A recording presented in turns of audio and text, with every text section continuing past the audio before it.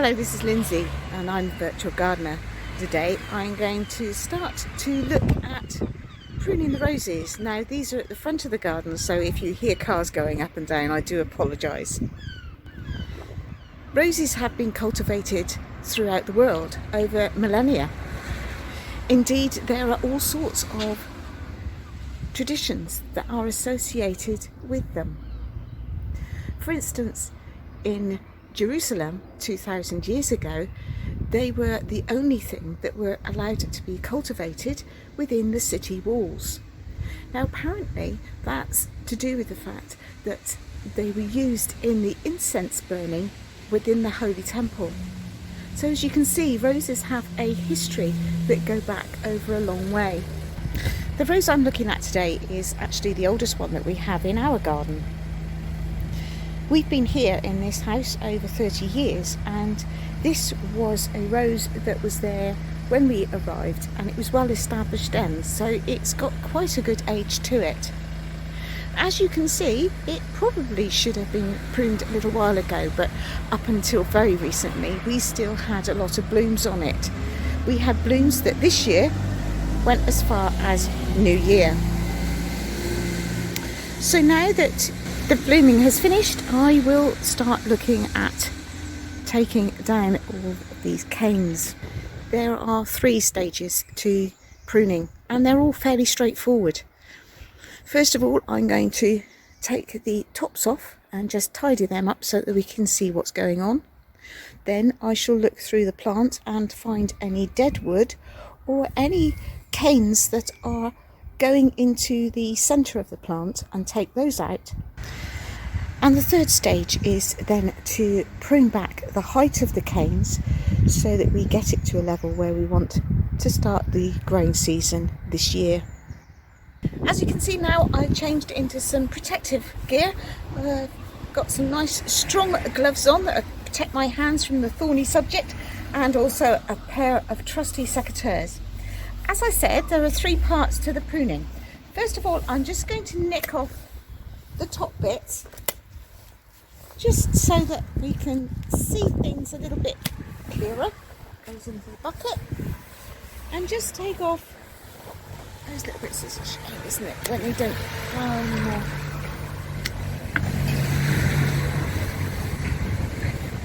I'll go round the other side.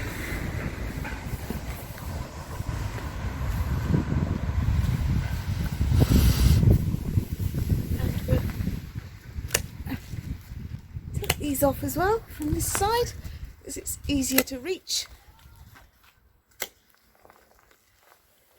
We're going to pop them into the bucket, and in the main we compost ourselves, but with this sort of thing it really needs to go to the main composting sites because it doesn't break down in our composter that quickly. Once we've done that, we can look at taking out any dead wood or any items of branches and canes that are actually crossing over, so that we open out the middle of the plant. Not always easy to see, but we'll have a go at some of these. As you can see, there are some here that are growing inwards, so we can easily just nip those out to give the plant a little bit more breathing space in the middle. And we'll just go around taking these little bits out to start with.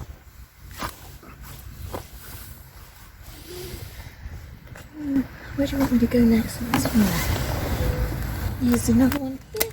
Once you start taking these out, you can actually see whether there are any branches that are dead or dying that need to come out as well. And sometimes you just have to have a bit of patience. Take the outside down a bit at a time until you can get into the middle bits. There's some more there I can get to at the moment, so I shall take that out as well because that's growing inwards. So that's the main principle of that bit. Whew. If you've enjoyed this video and would like to see more, then please like and subscribe and hit that little notification bell so that you get informed as to when the next videos go on show. Then The last piece is to actually reduce the size of the plant down to quite a low level.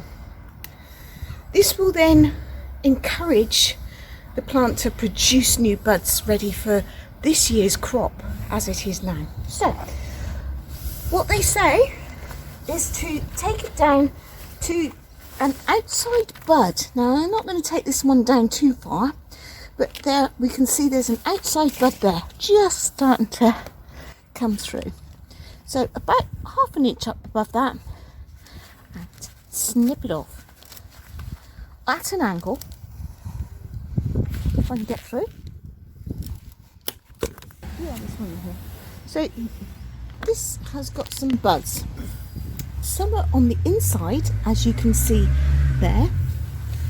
There's another one a little bit further down, just here, that's just starting to come through, and that is facing outwards. So we're just going to take that about half an inch to an inch above the bud, snip it off at an angle, and there we go.